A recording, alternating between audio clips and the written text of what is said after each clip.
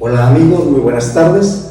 Mi nombre es Miguel Ángel Alfaro García, licenciado en Derecho y actualmente cursando la maestría en Derecho Procesal Penal. Hoy hablaremos sobre la materia que estamos cursando, Dogmática Procesal Penal y Principios del Sistema Penal Acusatorio. Y hoy hablaremos sobre la teoría del delito. ¿Qué es la teoría del delito? ¿Cómo se conforma el delito en sí? Estudiaremos el delito, sus elementos positivos y negativos, los sujetos, el objeto, forma de intervención del delito, la noción que tenemos desde la ley o de la doctrina, el delito en sí, y como decíamos, los elementos que lo conforman y sus efectos negativos. Muy bien, hablemos de los sujetos. Existen dos, el sujeto activo y el sujeto pasivo. El sujeto activo es la persona que comete el delito, es quien infringe la ley, quien realiza la conducta delictiva, es el criminal, es el delincuente. En algunos casos se le puede dar calidades especiales al sujeto activo, como por ejemplo delitos cometidos entre cónyuges, entre ascendientes, descendientes, concubinos, violencia familiar, por poner un ejemplo. Y también hay formas de intervención del sujeto activo. Puede ser autor intelectual, autor material, coautor, copartícipe, encubridor, cómplice, en fin. Siempre será el sujeto activo, la persona física, culpable e imputable. Nunca será una persona moral. Muy bien. Hablamos también del sujeto pasivo. El sujeto pasivo es quien resiente el daño, es quien recibe el daño. Y puede ser la persona física, cualquier persona física puede ser el sujeto pasivo.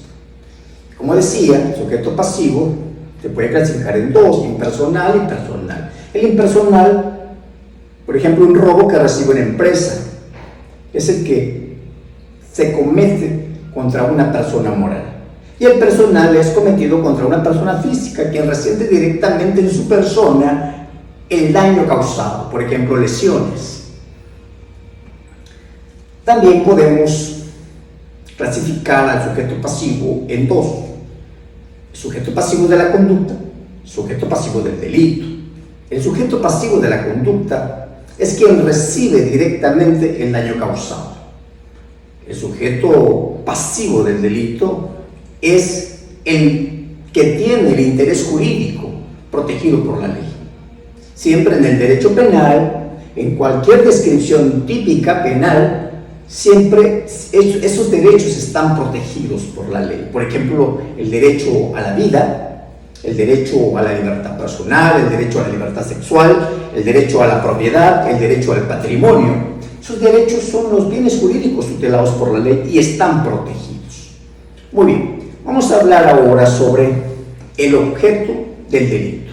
El objeto del delito se clasifican en dos, que puede ser material y jurídico. El objeto material es la persona o la cosa sobre el cual recae el daño causado. Sobre casas, sobre coches, sobre carros, sobre bienes muebles, bienes inmuebles, en fin. El objeto jurídico es el interés jurídico titulado o protegido por la ley. El derecho penal, como dijimos, siempre protege esos derechos. Como ya dijimos, derecho a la vida, derecho a la libertad sexual, derecho a la propiedad, derecho al patrimonio, a la libre tránsito, en fin. Esos derechos ya están protegidos en cualquier descripción típica por el derecho penal. Muy bien, ahora vamos a hablar acerca de la forma de intervención o realización del delito. En esta figura hablamos de un concurso de delitos. Es cuando entramos en alguna problemática, cómo resolverlo, porque con una sola conducta se pueden cometer varios delitos, o con varias conductas. Por eso entramos al concurso, ya sea ideal o formal. El ideal y formal es aquel cuando con una conducta se cometen varios delitos: unidad de acción, pluralidad de resultados típicos. También tenemos el real o material: varias conductas, varios resultados. pluralidad de conductas, pluralidad de resultados. Y aquí dependerá de cada caso en concreto qué delito es el que se cometió. Muy bien, como les venía diciendo, hablamos de estos tipos de concursos. Un ejemplo sería del concurso ideal o formal. Podría ser, por ejemplo, una explosión a un centro comercial. Con esa conducta se pueden cometer varios delitos. Por ejemplo, en ese centro comercial hay muertos, homicidio, hay lesionados, delito de lesiones, se dañó el establecimiento, el inmueble, coches, no sé lo que había allí, daño en propiedad ajena, en fin, podemos citar varios ejemplos. Muy bien, la doctrina dice que hay un camino que recorre el delito, es decir, que nace primeramente en la cabeza o dentro del sujeto activo. Por ejemplo, se divide en dos, la interna y la externa, que podría ser la interna porque lo piensa, lo idea, lo maquina, y la externa pues ya viene una preparación del delito, ya lo planea, lo prepara y lo ejecuta. Muy bien, vamos a hablar ahora de la noción del delito. Muchos penalistas, juristas, desde el punto de vista de la ley, de la criminología, de la ciencia, han definido el delito. ¿Qué es el delito? Por eso el delito se divide en dos formas o puede clasificarse en dos: jurídico formal, jurídico sustancial. El jurídico formal es la enunciación del delito que merece una sanción. Por eso podemos decir que el delito es toda acción u omisión que sancionan las leyes penales. Y tenemos el jurídico sustancial. El jurídico sustancial es la integración o la conformación del delito en sí. ¿Cómo está integrado el delito? Aquí es donde entran los elementos positivos del delito, la integración. Y podemos entonces concluir desde el punto de vista jurídico sustancial que el delito es toda conducta típica, antijurídica y culpable. Muy bien. Vamos finalizando con este último punto, que es elementos del delito y sus aspectos negativos. En el derecho penal, hablar sobre este tema es la columna vertebral, porque dentro del derecho procesal penal es importante acreditar cada uno de estos elementos positivos. Como ya dijimos, se integran por la conducta, que sea típica, que sea antijurídica, que sea punitiva, que sea imputable, que sea culpable. Si esos elementos positivos que integran el delito, que conforman el delito, no están acreditados de acuerdo al tipo penal de que se trate, entonces el delito no existe.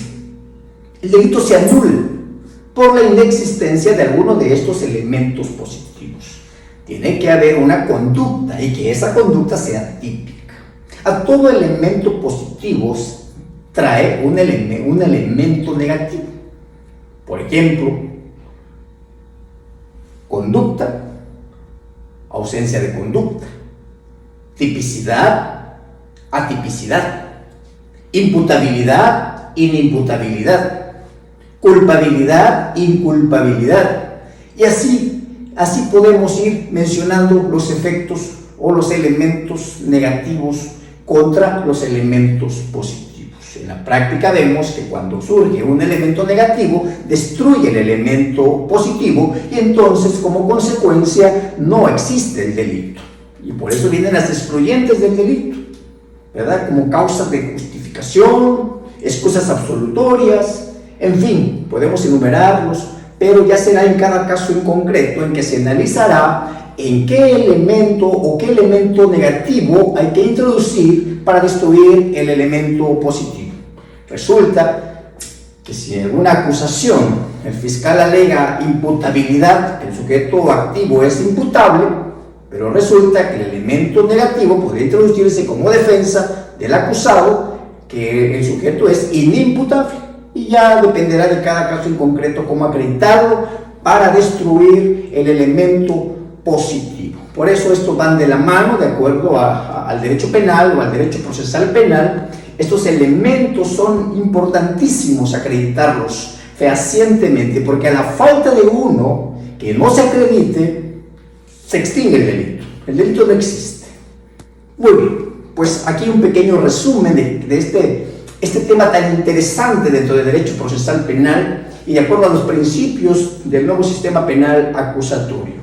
Muy bien, me despido de ustedes, pero no sin antes decirle que esta información lo sacamos del libro del Derecho Penal, del tema Teoría del Delito, ubicado en la página 38 a la 53, de la autora Griselda Amuchategui Requena,